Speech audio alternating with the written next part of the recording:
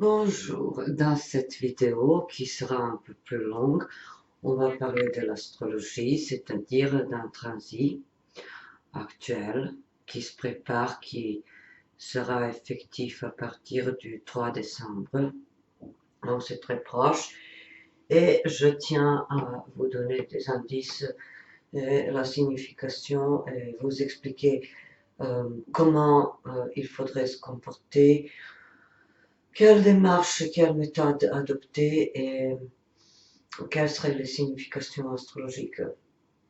Tout d'abord, le signe du Capricorne rentre après le signe du Sagittaire, qui est réputé être tout en expansion, tout en livre dans tous les sens. Donc Jupiter, c'est très bien senti. Et on était tous épanouis pendant cette période euh, de, de l'année 2019. Donc, on a vécu soit promotion, soit réussite, soit renouveau professionnel, familial.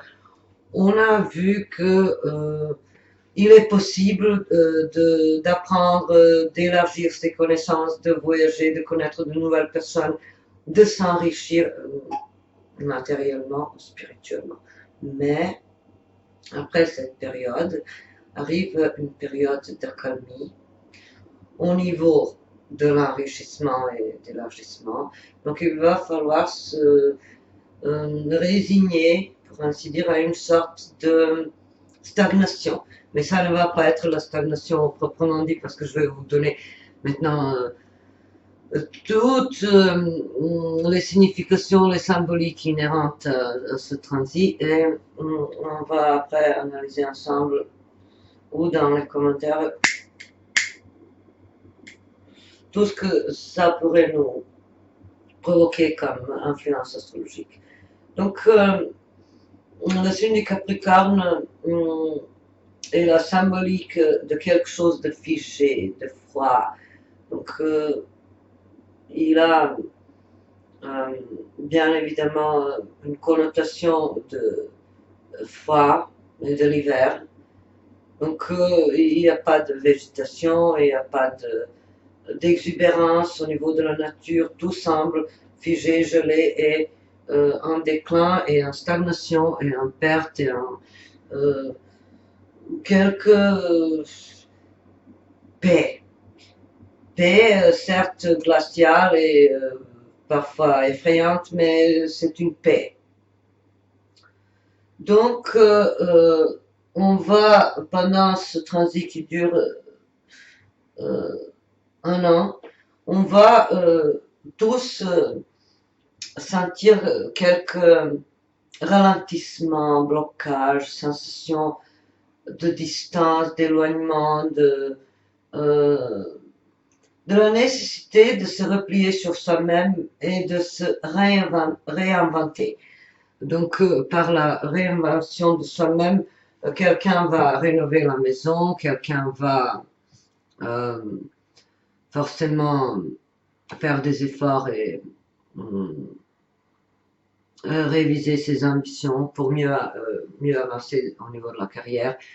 Quelqu'un va divorcer, se séparer ou se marier, mais ce ne sera pas une période très chanceuse pour quelque chose de nouveau dans ce sens-là. Vous voyez de quoi je parle. Donc, éventuellement, pour concrétiser quelque chose qui a été démarré lors du transit précédent. Alors, c'est favorable, bien sûr, d'agrandir la famille, de se caser et d'entourer de protection ses proches et de se procurer à soi-même la sécurité et la stabilité, qui sont indissociables du signe du Capricorne. Et je voulais maintenant parler de l'économie, un aspect incontournable du Capricorne. Donc c'est un signe très tourné vers le passé et vers la tendance conservatrice. Quand on dit Capricorne et Saturne, on a souvent une idée de quelque chose, par exemple, attendez, je dois voir si ça marche, ça semble bloqué alors. Mais je vais continuer. C'est bon, ça marche. Donc, je disais quelque chose qui prend le temps, et quelque chose qui se construit pendant la durée. Quand on dit Saturne et Capricorne, c'est toujours, par exemple, les cathédrales de Rome n'ont pas été faites en une journée. Il faut toujours se répéter ces phrases et pour se motiver et pour rester en forme et pour pouvoir continuer à réaliser ses ambitions et ses objectifs, parce que on va souvent avoir l'impression que tout nous reste hostile ou inaccessible, ou qu'on ne mérite pas ça, ou qu'on doit baisser les critères par rapport à un choix de l'emploi ou du partenaire ou du style de vie. Mais on va approfondir ces sujets et vous allez voir que ce n'est pas si tragique et si menaçant que ça. Donc, je disais l'économie ou les économies, les deux peuvent être attribuées à Saturne et au signe du Capricorne. Donc, on devra économiser nos ressources psychologiques, morales, éthiques, intellectuelles ou matérielles, ou tout simplement se mettre en veilleuse, ou surveiller davantage, ou être plus prudent pour conserver quelque chose qu'on a construit à la sueur de notre front ou pour le faire durer. La durée est donc quelque chose de très très important pour le signe du Capricorne. Jupiter se sent mal, étant donné que c'est une planète qui tend à tout amplifier, et qui pousse vers la mégalomanie, vers le luxe, l'abondance, l'insouciance. Donc, c'est un transit qui peut être éprouvant. On a vu ça lors de la crise économique mondiale qui s'est produite en 2008, quand on a vu que les grandes sociétés américaines s'écroulaient, que le système bancaire était au bord de l'abîme et que les faillites se succédaient partout dans les entreprises. Donc, et de telles situations justement se sont produites lors du transit précédent de Jupiter en Capricorne, qui peut évoquer cette nécessité de descendre sur Terre, de devenir réaliste, pragmatique, rationnel, d'abandonner l'idée de s'enrichir en une journée, d'abandonner donc toute spéculation excessive et tout risque et repenser bien évidemment ses investissements et sa gestion du quotidien et de ses biens et de ses acquis. Donc on a vu cette crise, qui s'est sorti, qui s'est pas sorti, hélas. Forcément les conséquences sont toujours visibles, quoique il y a eu des relances et des relances, mais le transit de Jupiter en Capricorne risque de nous remettre dans les situations d'une crise. Donc en Capricorne, Jupiter se sent mal, et ce qui se produit quand quelque chose ou quelqu'un se sent mal, à l'aise quelque part, alors c'est la crise qui se produit. Donc, soyez prêts à gérer quelques domaines critiques dans votre vie. Ça peut être la santé ou la vie domestique, familiale et relations affectives avec les proches, les amis, le partenaire, les enfants, ou, les parents. Donc voilà, tout peut être source de crise. Et quand on parle de crise en astrologie, c'est notamment la symbolique de Pluton et de Scorpion, tout comme la notion de la survie, de la renaissance, de la régénération et du renouveau.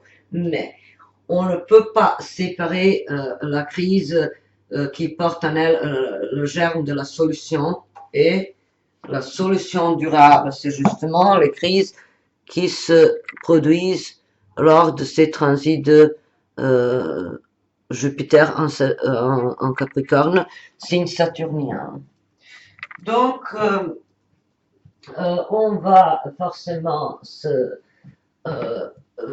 confronter à quelques obstacles, quelques menaces, dangers qui mettent en épreuve notre intégrité, notre dignité, notre façon de voir les choses, notre vision de vie ou notre vision de la société locale ou globale.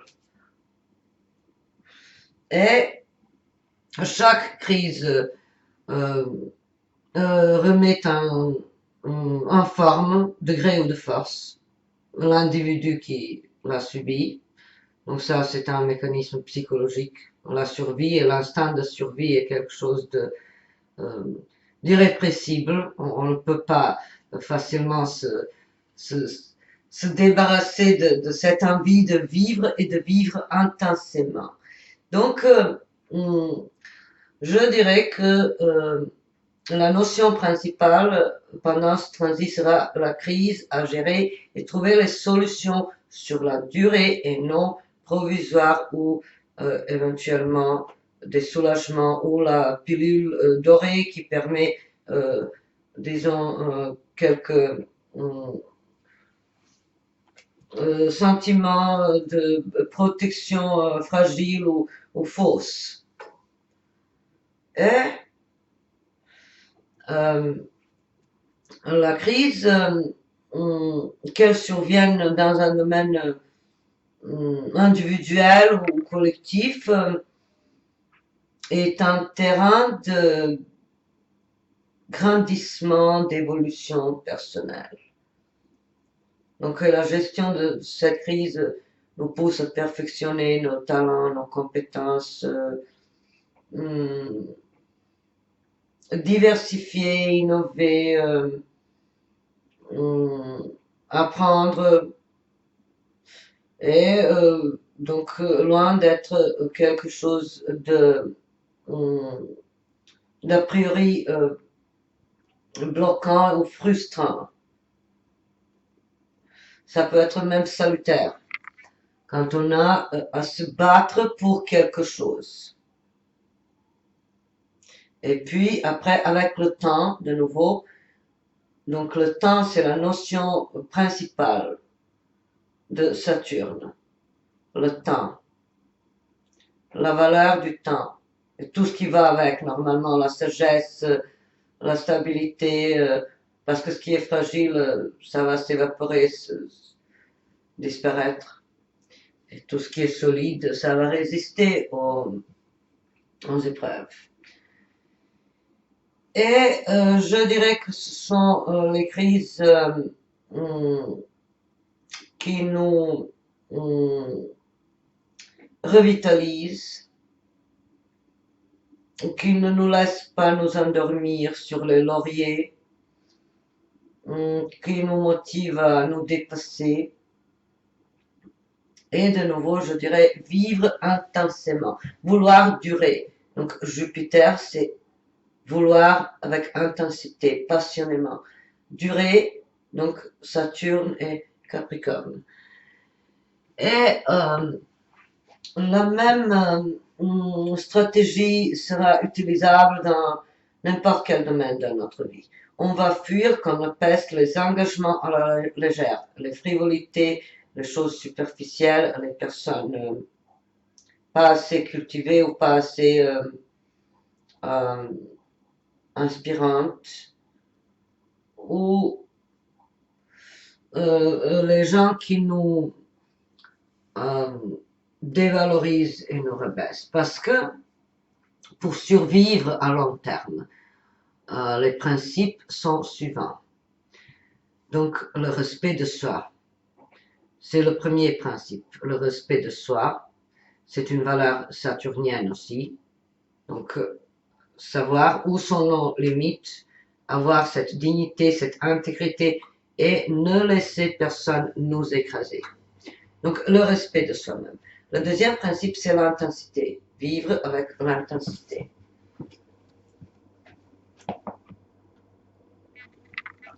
Le troisième principe, ça va être l'empathie. Le quatrième, la résilience. La cinquième méthode, c'est la créativité. La sixième, l'ubiquité. Et la septième méthode, c'est la pensée révolutionnaire. Ces principes, je les ai sortis d'un livre d'un économiste français que vous connaissez forcément. Il s'agit de Jacques Attali qui a écrit un ouvrage au sujet de cette réalité économique qui nous a frappé en 2008 et il a souligné ces principes comme cruciaux dans la survie. Donc il parle de la survie comme d'une façon de vivre plus, pas seulement de survivre dans le sens biologique, physique, rester vivant, mais survivre, vivre avec davantage de conscience sur soi-même, sur son environnement, sur le monde qui nous entoure, sur les menaces et les dangers et les chances qui pourraient s'offrir à nous. Hein? Donc, ces méthodes de la gestion de la crise sont utilisables dans n'importe quel contexte, que ce soit privé ou professionnel ou social. Et j'espère que ça va marcher avec... Est-ce que ça marche, ma vidéo? Bon, ça semble ralenti, mais on va voir à quoi ça ressemble. Donc, je ne veux pas me répéter, mais je continue à expliquer ce que c'est. Donc, le premier principe, c'est le respect de soi-même. Le respect de soi-même sous-entend la bonne connaissance de notre nature, de nos affinités, de nos penchants, de nos défauts aussi. Donc, savoir très bien mesurer ses défauts et ses qualités. Et se respecter, bien évidemment, ne pas vouloir accepter n'importe qui, n'importe quoi, juste pour avoir quelques bénéfices ou pour survivre au sens physique ou biologique. Donc, se respecter, forcément, indique ne pas fréquenter tout et n'importe qui, ne pas se contenter d'une position éternellement subalterne alors qu'on a fait des efforts pour avancer, etc., etc.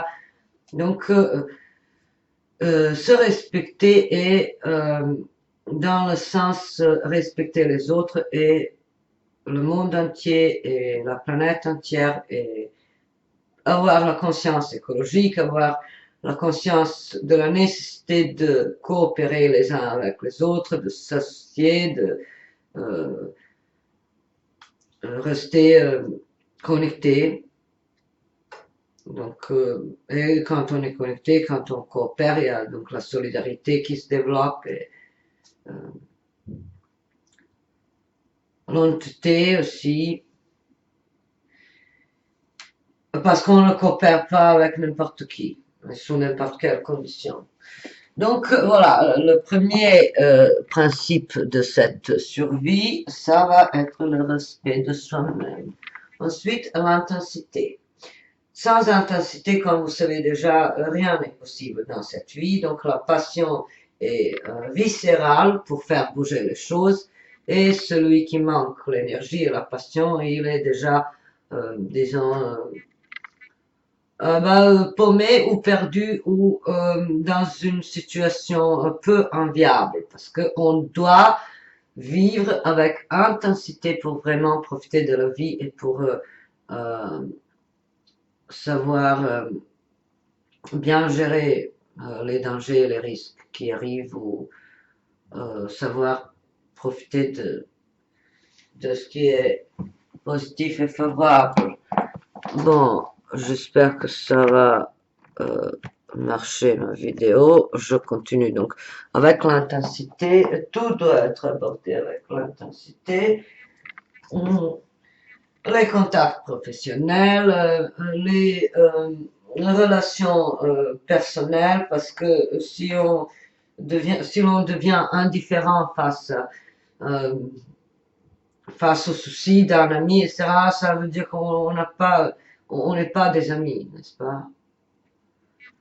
On n'est que des connaissances. Donc, l'intensité sous-entend l'engagement, la responsabilité, toutes ces qualités saturniennes. On ne dirait pas au premier regard que l'intensité a quelque chose à voir avec Saturne, la planète qui symbolise la rigidité, la rigueur, la discipline, le labeur, le travail acharné, la vie austère et une stricte hygiène de vie, une discipline quasi militaire. Donc l'intensité nous permet de garder cette intégrité, de préserver notre dignité et donc l'intensité accompagne le respect de soi. Ensuite, l'empathie. L'empathie a été toujours utilisée en astrologie comme une sorte de synonyme à la compassion, pitié, sensibilité extrême, participation dans le chagrin et la tristesse et la peine des autres. Donc l'empathie, dans le sens apparemment dans le contexte de cette survie dont j'ai parlé, signifie savoir détecter les menaces, savoir les périls, les chances, les aubaines, les bonnes affaires, distinguer les amis des ennemis, avoir une vision précise et claire de nos objectifs à long terme, à court terme. Donc, une très très bonne appréciation réaliste de ce que nous sommes et de ce qui nous entoure. L'empathie est une analyse très très vaste. Donc l'empathie comme un moyen de gérer la crise et de gérer pourquoi pas sa réputation ou son intégrité, l'empathie sous-entend donc un travail de soi-même en continuité, la remise en question permanente et la conscience, l'envie d'être toujours juste, honnête, fiable, exemplaire dans quelque chose, etc. Mais bien sûr, sans idéaliser, parce qu'on ne veut pas se tromper. Avec ce transit, on va tous retrouver le réalisme et le pragmatisme, valeurs saturniennes par excellence. Et donc, on va devenir un peu plus humble, modeste, économe, et réfléchi aussi. Et donc, l'empathie s'utilise pour, entre autres, défendre ce que l'on a, ce que l'on possède. Défendre d'une manière ou d'une autre.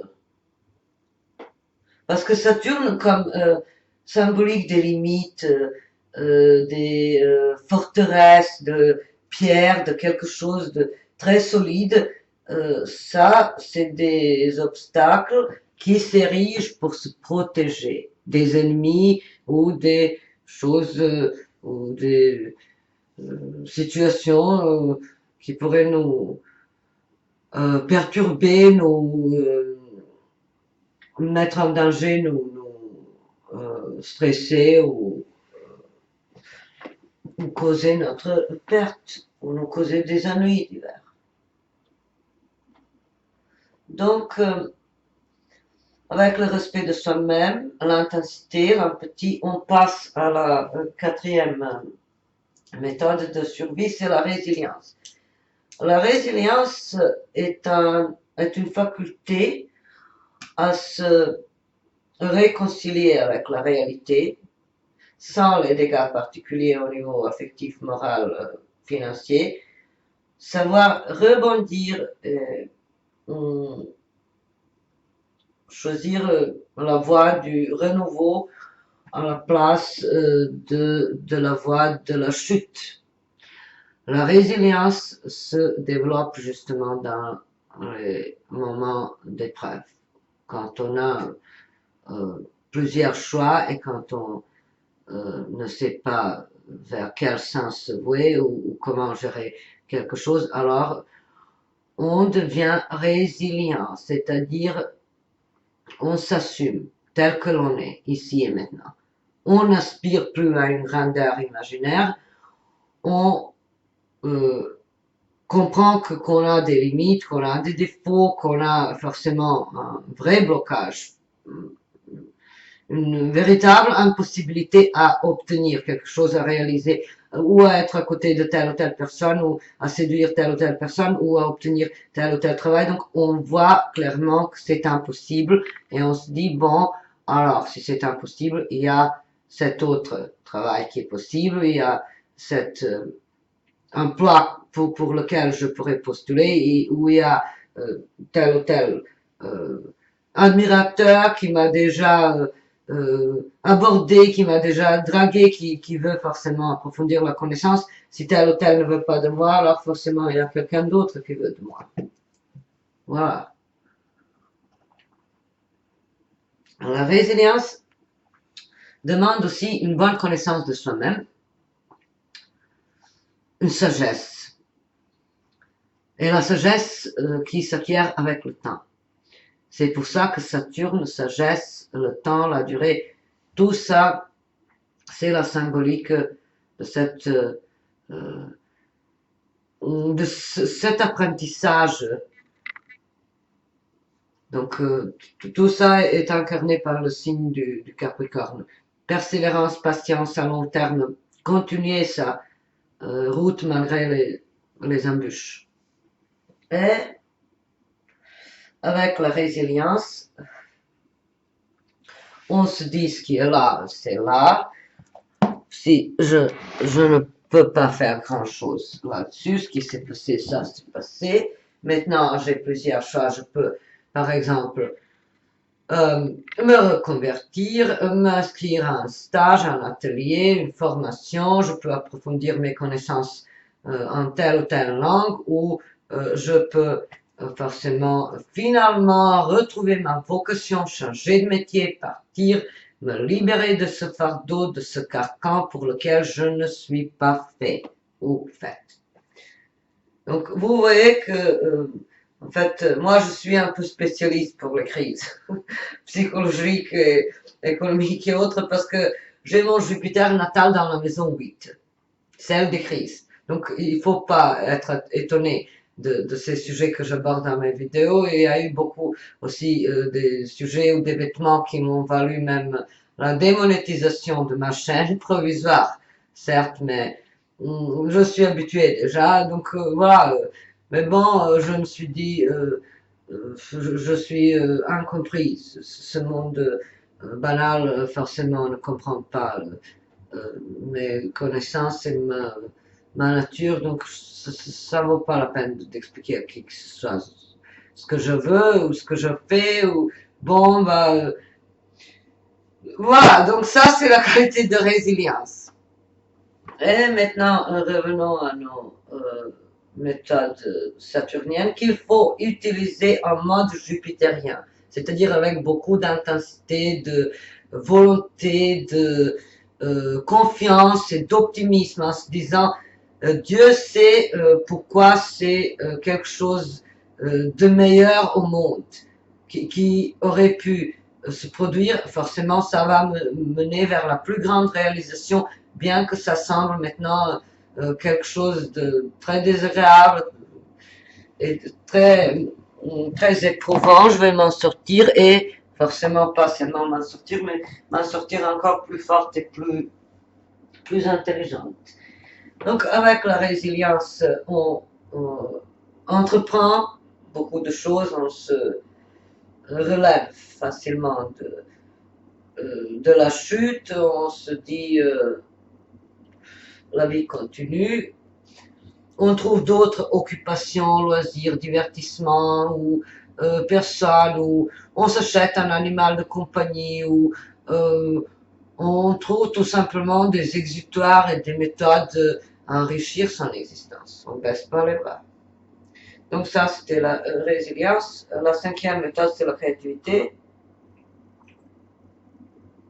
La créativité est indispensable non seulement parce qu'elle nous guérit des maux connus en psychanalyse, l'amour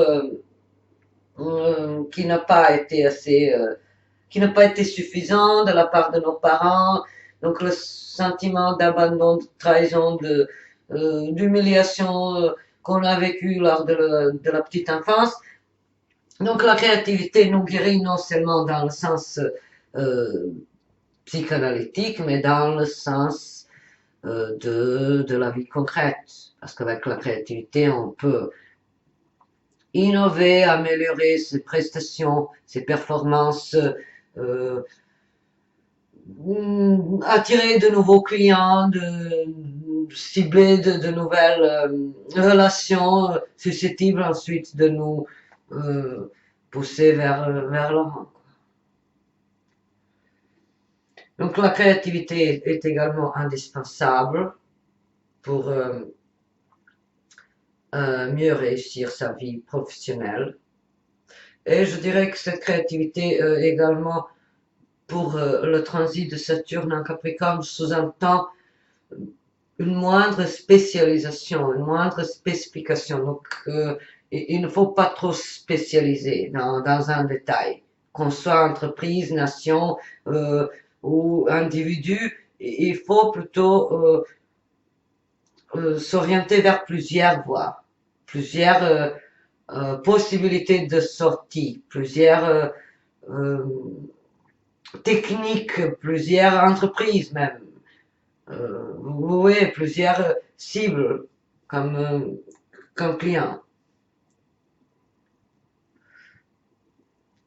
Ensuite, l'ubiquité. Si les 5 méthodes énoncées n'aboutissent pas à une réalisation satisfaisante, alors il faut utiliser l'ubiquité. L'ubiquité, c'est le don forcément d'être à plusieurs endroits en même temps, simultanément, de séjourner par-ci, par-là et partout, mais dans le sens de survie, ça sous-entend l'adaptation. Euh, la faculté à s'adapter aux plusieurs conditions désagréables, plusieurs inconvénients qui risquent de saper nos efforts, de nous ruiner, de détruire notre image de nous-mêmes ou nos positions ou notre renommée ou quelque chose du genre. Donc, euh, s'adapter aux nouvelles conditions pour ne pas se perdre, pour ne pas perdre soi-même. C'est-à-dire vouloir un peu ce qui se passe chez les autres avec les méthodes euh, citées au préalable, que j'ai citées donc préalablement, voir un peu comment ça se passe chez les autres. C'est ça l'humilité. Voir comment tel ou tel a réussi à gérer telle ou telle situation improbable, comment il s'est sorti d'une crise comme séparation, divorce, ennui financier ou comment tel ou tel a réussi à vendre sa maison et l'autre ne l'a pas fait. Donc, est-ce qu'il faut baisser les bras? Est-ce qu'il faut embellir l'intérieur de la maison? Qu'est-ce qu'il faut faire pour aboutir à ses fins? Forcément, parfois, euh, ça, c'est pas l'opportunisme, mais le bon sens. S'adapter, accepter la réalité telle qu'elle, accepter les données économiques, sociales, etc. telles qu'elles. Si on n'a pas la grande possibilité de changer la société, on doit changer soi-même. Donc, bien sûr, de nouveau utiliser un travail sur soi-même très réaliste, un travail euh, persévérant sur soi-même. Parce qu'il y a des choses qui, selon notre configuration psychologique ou nos valeurs ne sont pas acceptables. Et il y a des problématiques auxquelles on ne peut pas s'adapter. Mais on a envie tout simplement de les écraser, de les anéantir, de les détruire. On ne peut pas accepter l'inacceptable.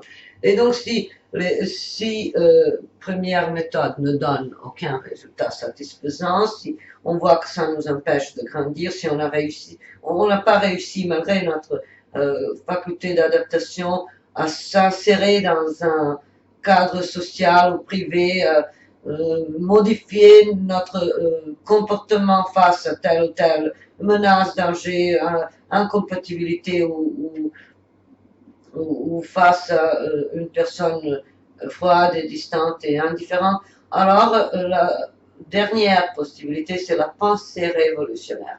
Et pas seulement la pensée, mais également les actes révolutionnaires qui accompagnent ces pensées révolutionnaires. Au niveau social, c'est les grèves, c'est les boycotts, c'est les démissionner ou si on est patron licencié quand on n'a plus de choix. Soit, donc licencier quelqu'un, soit se suicider. Forcément, on ne peut pas, on n'a pas le droit de se suicider parce que tel ou tel. Voilà, vous voyez de quoi je parle. Donc il faut quand même d'abord penser pour soi-même.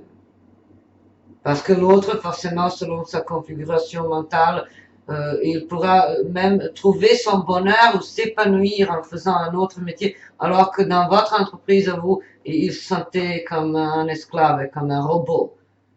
Voilà, donc tout analyser. Bien sûr, si l'autre en face est très fragile et c'est très difficile de procéder à une telle mesure radicale, alors forcément, on va trouver quelques autres solutions, mais on ne doit jamais mettre en question sa propre survie, sa propre existence. On n'a pas le droit de, de se ruiner, de se détruire.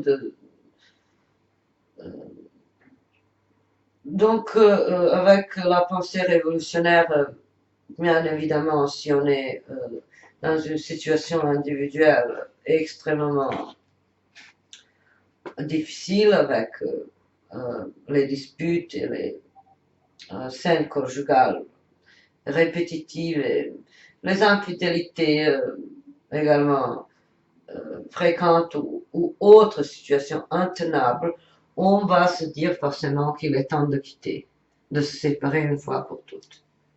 C'est également la gestion de cette crise, donc par la méthode la plus radicale, couper et se sauver. Ensuite, je dirais que on va tous être plus portés vers quelque chose de soit traditionnel, casanier, modeste, ou se contenter plus facilement de ce qu'on a, de ce que l'on est ici et maintenant, de euh, savoir profiter de ce petit cadeau qu'est la vie, être reconnaissant et prendre son temps.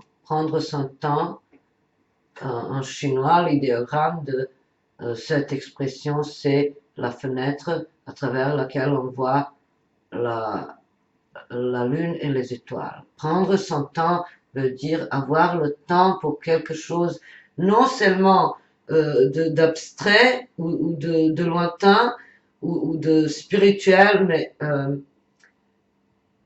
avoir le temps pour quelques plaisirs personnels.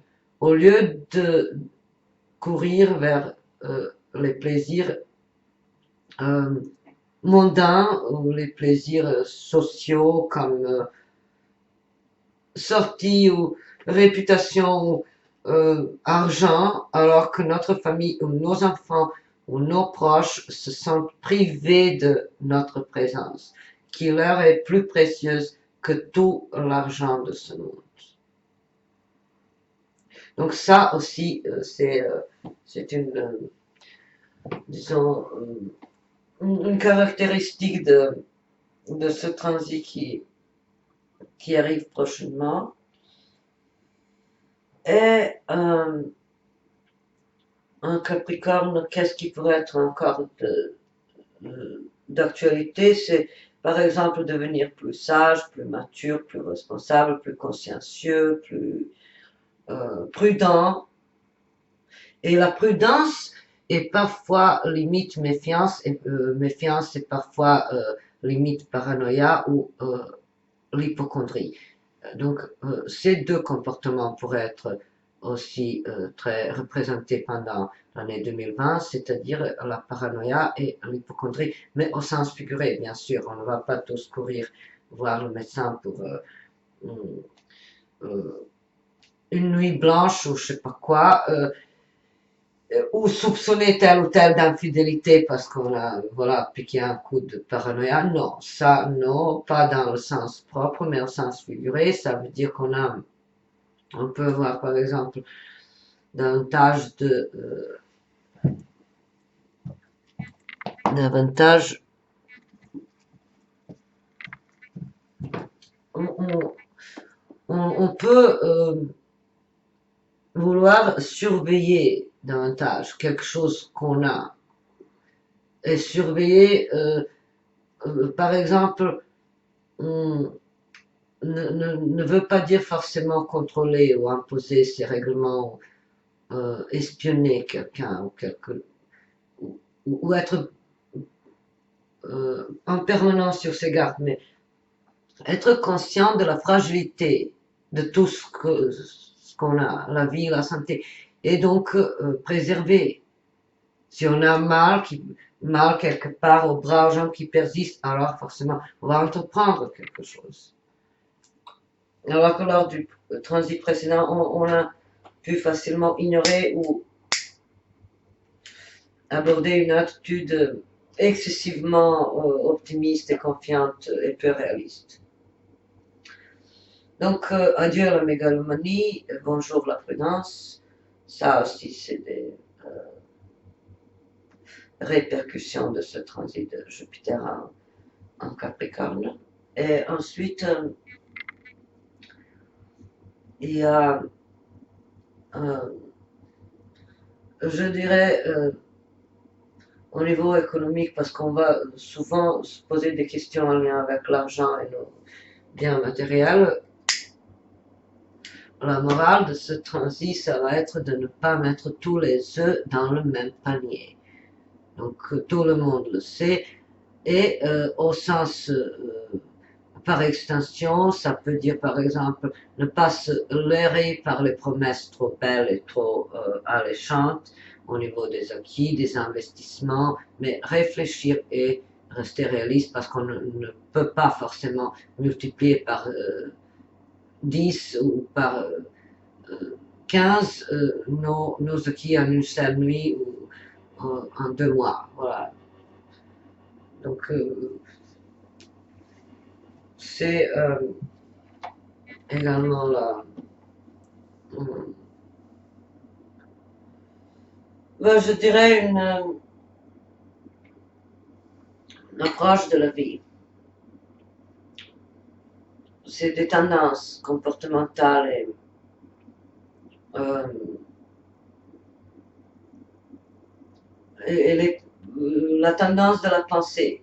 Donc préserver, garder, protéger, assurer la sécurité, la stabilité, la durée de tout ce qu'on construit, parce que Saturne, c'est la construction, et c'est la construction durable qui doit résister à de nombreuses épreuves.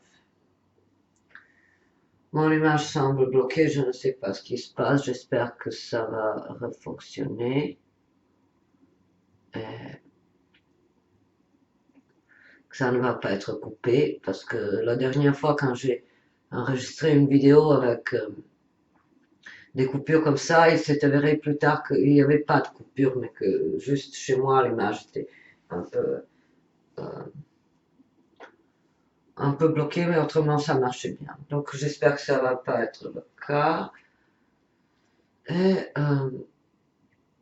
donc profitons de l'ambiance sérieuse avec l'acceptation de tout ce que nous sommes, avec nos qualités, nos défauts, nos faiblesses, nos espoirs et nos déceptions. Donc voilà, j'espère que je vous ai tout expliqué et que vous allez devenir plus sage et que vous allez sortir de quelque chose de désagréable en utilisant ces méthodes, tout en faisant attention de ne pas blesser, de ne pas vexer, de ne pas détruire, de ne pas vouloir détruire l'autre ou causer des dégâts à autrui parce qu'on ne fait pas à autrui ce qu'on ne veut pas qu'on nous fasse. Donc, faut pas trop faut pas être trop cruel non plus. Mais sobre, lucide, perspicace, et savoir tourner la page, savoir quitter la table quand le repas est fini. Donc savoir rompre toutes les amarres, quoi, dans le cas du besoin. Bon, je vous souhaite une très belle et douce journée et j'espère que ça a marché. Et puis, j'envisage de faire encore une vidéo avec les prévisions astrologiques pour l'année 2020. Soyez bénis et épanouis.